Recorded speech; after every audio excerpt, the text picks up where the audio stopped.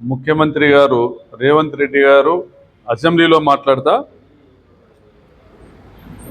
తన పలుకుబడి వల్ల తాను పెట్టిన ఒత్తిడి వల్ల చంద్రబాబు నాయుడు గారు తలొగ్గి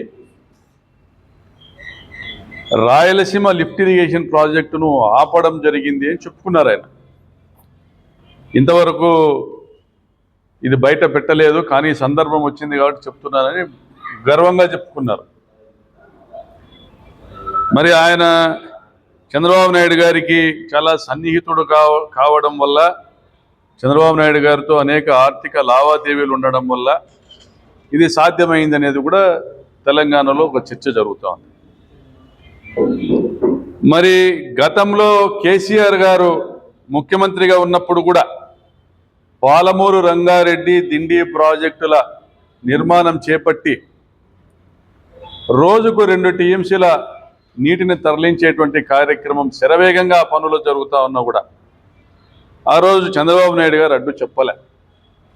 మరి ఆ రోజు చంద్రబాబు నాయుడు గారికి వచ్చిన ఇబ్బంది ఏంటంటే, ఓటుకు కోట్ల కేసు, అంటే ఓటుకు నోటు కేసులో ఎమ్మెల్సీలను కొనడానికి కోట్ల రూపాయలను వెచ్చిస్తూ కెమెరా ముందు దొరికిపోవడంతో చంద్రబాబు గారి మీద కేసు నమోదు కావడంతో ఆ రోజు రాష్ట్ర విభజన చట్టంలో భాగంగా రాజధానిగా 10 సంవత్సరాలు హైదరాబాదును ఉపయోగించుకునేటువంటి హక్కును కూడా వదులుకొని హైదరాబాద్ నుంచి పారిపోయి కరకట్టకు వచ్చి దాక్కున్నారు చంద్రబాబు నాయుడు గారు. మరి ఈ 2 సందర్భాల్లోనూ కూడా మనం గమనించాల్సింది ఏంటంటే, తెలంగాణలో ఈయనకున్నటువంటి విస్తృతమైన వ్యాపారాల వల్ల, హైటెక్ సిటీ చుట్టుపక్కల ఉన్నటువంటి వేలాది ఎకరాల భూముల వల్ల, అంటే దాదాపుగా లక్షల కోట్ల విలువ చేసేటువంటి ఆస్తుల వల్ల, ఆయనకున్నటువంటి విస్తృతమైన వ్యాపారాల వల్ల తెలంగాణ ప్రభుత్వాలతో ఆయన ఎక్కడ కూడా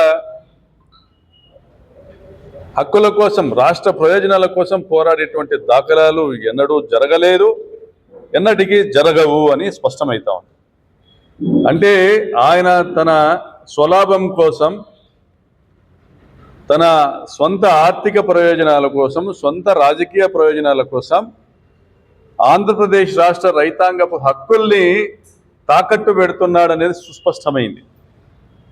ఇది గతంలో కేసీఆర్ గారు ఉన్నప్పుడు జరిగింది, మొన్న రేవంత్ రెడ్డి గారు చెప్పిన విధంగా ఇప్పుడు కూడా జరుగుతూ ఉంది.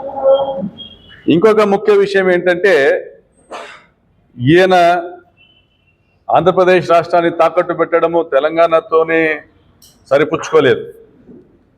కేంద్ర ప్రభుత్వం, ఎన్డీఏ ప్రభుత్వము, చంద్రబాబు సహిత తెలుగుదేశం పార్టీ సహిత ఎన్డీఏ ప్రభుత్వం కేంద్రంలో ఉండగా, అంటే తమ ప్రభుత్వం కేంద్రము రాష్ట్రంలో 2 చోట్ల ఉండగా 2014లో అధికారంలోకి వచ్చినటువంటి ఆ ప్రభుత్వ సమయంలో పోలవరం ప్రాజెక్టును సంపూర్ణంగా తమ ఖర్చులతో తాము నిర్మిస్తామనేసి కేంద్రం హామీ ఉన్నప్పటికీ కూడా,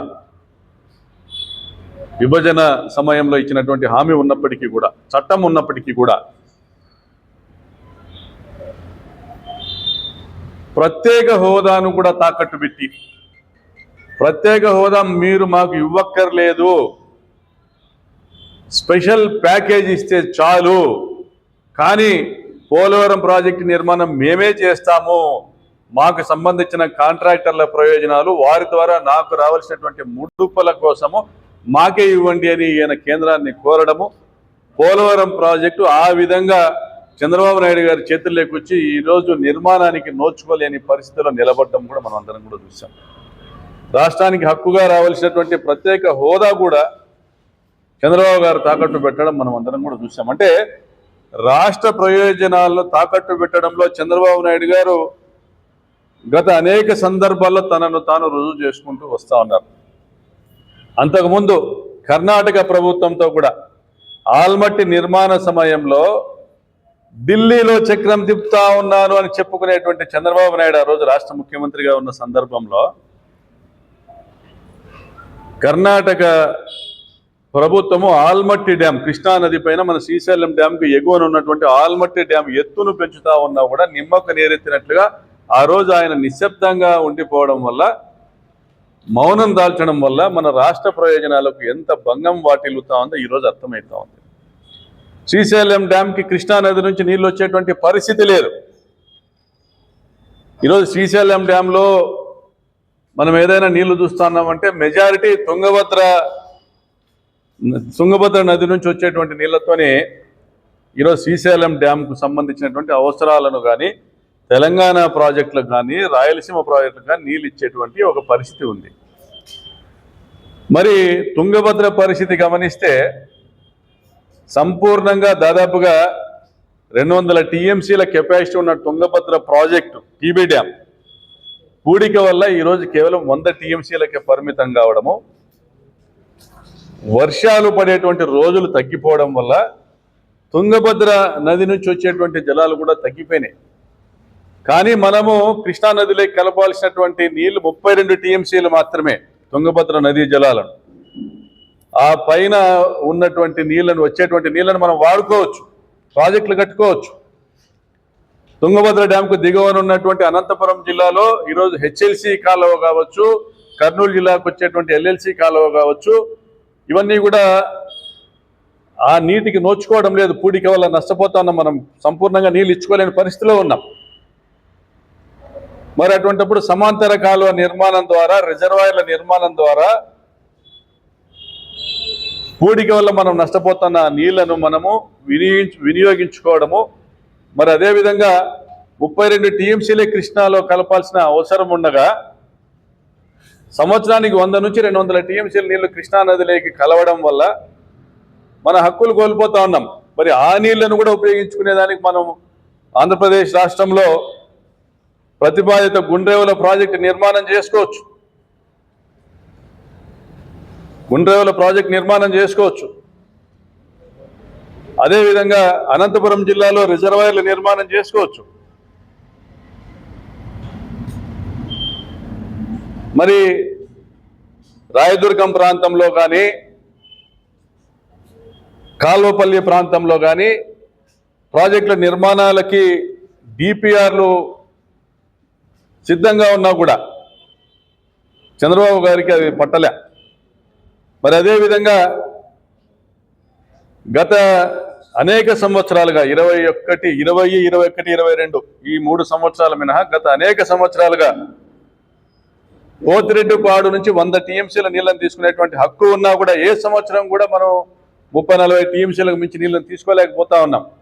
20, 21, 22 సంవత్సరాలలో జగన్మోహన్ రెడ్డి గారు ముఖ్యమంత్రిగా ఉండగా వరుణదేవుడు దయ చూపడంతో, ఆయన కరుణించడంతో అత్యధిక వర్షపాతాలు ఎగువ ప్రాంతాల్లో నమోదయ్యి శ్రీశైలం డ్యామ్ నుంచి నీళ్లు దిగువకు పోయేటువంటి వరద నీళ్ల ద్వారా మనము ఆ 3 సంవత్సరాలు 20, 21, 22 ఆ 3 సంవత్సరాలు మాత్రము నిర్దేశిత 100 టీఎంసీల నీళ్లను పోతిరెడ్డిపాడు నుంచి తీసుకొని రాగలిగాం.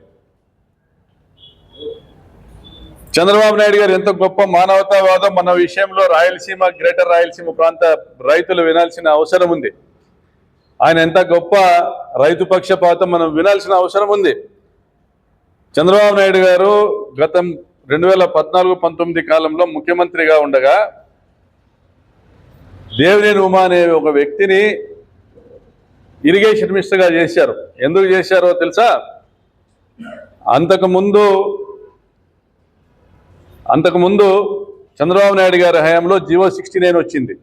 ఆ జియో 69 సారాంశం ఏంటంటే 800 అంటే శ్రీశైలం ప్రాజెక్ట్ యొక్క ఎంటీడీఎల్ మినిమం డ్రాడౌన్ లెవెల్ని, కనీసం నీటి నిల్వ ఉంచాల్సినటువంటి ఆ లెవెల్ని 830 అడుగులకు దాన్ని కట్టడి చేయడం జరిగింది. చంద్రబాబు నాయుడు గారు అంతకుముందు 854 అడుగులు ఉండింది. అంటే 881 అడుగులలో నీళ్లు ఉంటే తప్ప పోతిరెడ్డిపాడు సంపూర్ణమైన సామర్థ్యంతో 44,000 క్యూసెక్కుల నీళ్ళని తీసుకొని రాలేదు. అది తక్కువ వరద రోజులు ఉన్నటువంటి ఈ పరిస్థితుల్లో 881 అడుగుల నీటి నిల్వ సామర్థ్యంతో డ్యామ్ని మెయింటైన్ చేస్తే తప్ప ఆ నీళ్ళని మెయింటైన్ చేస్తే తప్ప పోతిరెడ్డిపాడులో 44,000 క్యూసెక్కులు నీళ్లు రావు. మరి ఇప్పుడు ఉన్నటువంటి 854 అడుగులు మినిమం డ్రాడౌన్ లెవెల్ నుంచి కూడా 10,000 నుంచి 15,000 క్యూసెక్కులు మించి నీళ్ళు తీసుకొని రాలేకపోతా ఉన్నాం. అటువంటిది దాన్ని తగ్గించి మరి ఆయన 830 అడుగులకే పరిమితం చేయడమే జీవో 69. దాన్ని రాజశేఖర రెడ్డి గారు వచ్చినాక కరెక్ట్ చేస్తే, సరి చేస్తే దేవినేని ఉమ ప్రకాశం బ్యారేజ్ మీద ధర్నా చేశాడు. దాని ఫలితంగా 14 తర్వాత ఆయన ఇరిగేషన్ మినిస్టర్ చేశాడు. అంటే రాయలసీమ ప్రయోజనాలకు వ్యతిరేకంగా పోరాడే వాళ్ళని ఇరిగేషన్ మినిస్టర్ చేసినటువంటి చంద్రబాబు నాయుడు కేంద్రంలో తను చక్రం తిప్పుతున్నానని చెప్పుకునే రోజుల్లో కూడా ఆ రోజుల్లో కూడా పాలమూరు రంగారెడ్డి పథకాన్ని అడ్డుకోలేని వ్యక్తి, దిండి ప్రాజెక్టును అడ్డుకోలేని వ్యక్తి, కనీసం అభ్యంతరాలు తెలపలేని వ్యక్తి, ఆల్మట్టి ప్రాజెక్టును ఎత్తు పెంచుతున్నా దాన్ని అడ్డుకోలేని వ్యక్తి, మరి ఈయన ఉండి ప్రయోజనం ఏంది? ఇట్లా వానికి ముఖ్యమంత్రి పదవి ఉంటేనే ఊడితేనేమి?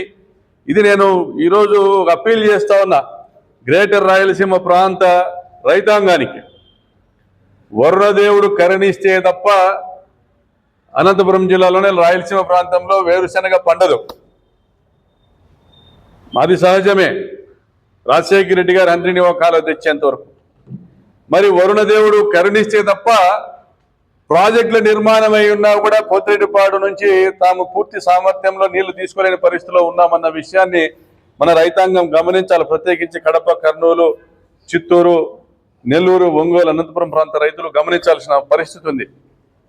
మరి ఇటువంటి పరిస్థితుల్లో చంద్రబాబు నాయుడు గారి చర్యల్ని సంపూర్ణంగా ఖండిస్తా ఉన్నాం.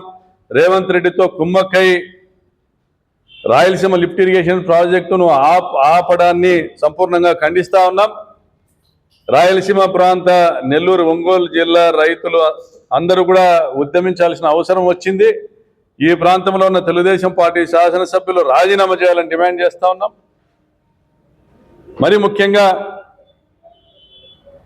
ఈ సందర్భంగా తెలియజెప్పాల్సిన పరిస్థితి ఏంటంటే పోతిరెడ్డిపాడు హెడ్ రెగ్యులేటర్ సామర్థ్యాన్ని 44,000 క్యూసెక్కులు పెంచిన రాజశేఖర రెడ్డి గారి ఆశయం నెరవేరాలన్నా, ఈ ప్రాంత ప్రయోజనాలు నెరవేరాలన్నా కూడా డ్యాంలో ఉన్నటువంటి సామర్థ్యము పూడిక వల్ల తగ్గిపోవడం వల్ల, మరియు తెలంగాణ విద్యుత్ అవసరాల కోసం 800 అడుగుల నుంచే 798 అడుగుల నుంచే నీళ్లను పంప్ చేసుకుంటా పవర్ ప్రాజెక్టుకు వాడుకుంటా కిందికి దిగువకు విడుదల చేస్తుండడం వల్ల, మరి అదేవిధంగా పాలమూరు రంగారెడ్డి పథకానికి 800 అడుగుల నుంచే నీళ్లను పంప్ చేస్తూ ఉండడం వల్ల 2 టీఎంసీలు ప్రతిరోజుకు మనము పోతిరెడ్డిపాడు దిగువన ఉన్నటువంటి సోమశిల డ్యాంకు కానీ, లేదా గండికోట కానీ, లేదా కర్నూలు, కడప, నెల్లూరు జిల్లాలో ఉన్నటువంటి సాగునీటి ప్రాజెక్టులు నిర్జీవం అయిపోతాయన్నటువంటి ఒక వాస్తవ పరిస్థితుల్ని గమనించి జగన్మోహన్ రెడ్డి గారు 800 అడుగుల నుంచి మనము కూడా ఒక 3 టీఎంసీల లిఫ్ట్ ఇరిగేషన్ స్కీమ్ ఏర్పాటు చేసుకొని పోతిరెడ్డిపాడుకు లిఫ్ట్ చేసుకోవాలనేటువంటి ఒక బృహత్ కార్యక్రమాన్ని మొదలుపెట్టి ఆయన శరవేగంగా పనులు చేస్తున్న సందర్భంలో ఇదే చంద్రబాబు నాయుడు గారు తమ తెలుగుదేశం పార్టీ కార్యకర్తల చేత, తెలంగాణకు సంబంధించిన వారి చేత ఎన్జీటీకి లేఖలు రాయించి, పిటిషన్లు పెట్టించి ఆ రోజుల్లో ప్రాజెక్టులను ఆపేటువంటి కుట్ర చేయడం జరిగింది. అయితే తాగునీటి అవసరాల దృష్ట్యా కొంత తగ్గించైనా కూడా మాకు అనుమతులు ఇమ్మనేసి ఎన్జీటీని రాష్ట్రము ఆ రోజు జగన్మోహన్ రెడ్డి గారి నాయకత్వంలో కోరడం జరిగింది. మరి మన దురదృష్టమో, మరి రేవంత్ రెడ్డి గారి అదృష్టమో, లేదా మరొకటో కానీ జగన్ గారు ఓడిపోవడము, మరి చంద్రబాబు నాయుడు గారు రావడము, మరి సంపూర్ణంగా ఎన్జీటీ దగ్గర కనీసం అప్పీల్ కూడా చేయకోకుండా ఈరోజు తెలంగాణ ప్రయోజనాలను, తెలంగాణలోని తన శిష్యుని ప్రయోజనాలను కాపాడుతా చంద్రబాబు నాయుడు గారు రాయలసీమ లిఫ్ట్ ఇరిగేషన్ స్కీమ్ని అటకెక్కించడాన్ని సంపూర్ణంగా అనంతపురం జిల్లా రైతాంగం తరఫున ఖండిస్తా ఉన్నాం.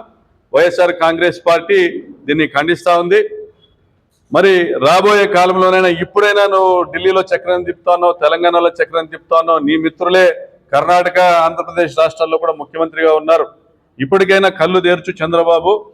అనంతపురం జిల్లా ప్రయోజనాలను నిజంగానే కాపాడాలని ఉంటే నువ్వు ఎలాగో హంద్రీనీవా నుంచి నీళ్ళని చిత్తూరు వరకు తీసుకొని పోతా ఉన్నావు. కనీసం ఆ సోర్స్లో మనకు ఏదైనా సామర్థ్యం పెరగాలంటే తుంగభద్ర నుంచి సమాంతర కాలువ తీసుకొచ్చి హంద్రీనీవాకు లింక్ చేయాలని కోరుతా ఉన్నాం. అదేవిధంగా నువ్వు డిపిఆర్ చేపించినానని చెప్పుకుంటున్న గుండ్రేవుల ప్రాజెక్టును కూడా వెంటనే టేకప్ చేయాలి.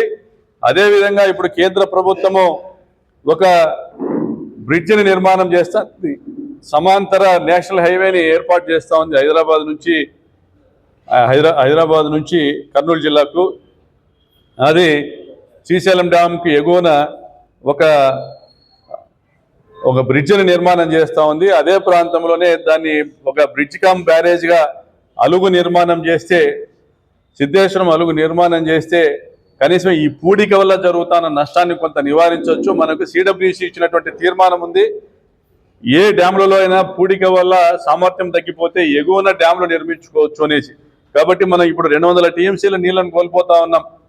శ్రీశైలంలో పూడిక వల్ల కావచ్చు, అదేవిధంగా తుంగభద్రలో పూడిక వల్ల కావచ్చు. కాబట్టి ఆ మేరకు డ్యాంల నిర్మాణం జరగాలని డిమాండ్ చేస్తున్నాం. అదేవిధంగా శ్రీశైలం భద్రత దృష్ట్యా కూడా ఈ మధ్య అనేక మాధ్యమాల్లో చూస్తున్నాం, శ్రీశైలం డ్యాంకు ఏర్పడినటువంటి భద్రత లోపాలను కూడా మనం గమనించాలా. ఆ భద్రత దృష్ట్యా కూడా మరి పూడికను తీయలేనటువంటి పరిస్థితి కూడా మనం గమనించాలి. కాబట్టి ఎగువన సిద్ధేశ్వరం అలుగు, గుండ్రేవుల ప్రాజెక్టు, సమాంతర కాలువ నిర్మాణం కూడా పూర్తి చేయాలా. మీరు చక్రం తిప్పుతా ఉన్నారు, కేంద్రంలోనూ కూడా పక్కనున్న రాష్ట్రాల్లోనూ మీరు ఆ చక్రం తిప్పుతా ఉండి తీసుకొచ్చిన 3 లక్షల కోట్ల అప్పులు కూడా సంవత్సరన్నర కాలంలో తీసుకొచ్చిన 3 లక్షల కోట్లు కూడా అమరావతిలో పెట్టి మా అందరి నడ్డి విరిచే బదులు మా మీద కూడా దయచేసి చంద్రబాబు నాయుడు గారు గ్రేటర్ రాయలసీమ ప్రాంతంలోని ఈ 6 జిల్లాల మీద కూడా దయ చూపి ఇరిగేషన్ ప్రాజెక్టులకు నిధులు కేటాయించి మేము కోరిన ఈ ప్రాజెక్టుల నిర్మాణం చేయవలసిందిగా విజ్ఞప్తి చేస్తూ మరొకసారి ఈ చర్యలను చంద్రబాబు యొక్క మోసపూరితమైన విధానాల్ని ఈ రాయలసీమ ప్రాంత ప్రయోజనాలకు వ్యతిరేకంగా పనిచేసేటువంటి కుట్రలను కూడా ఖండిస్తున్నాము.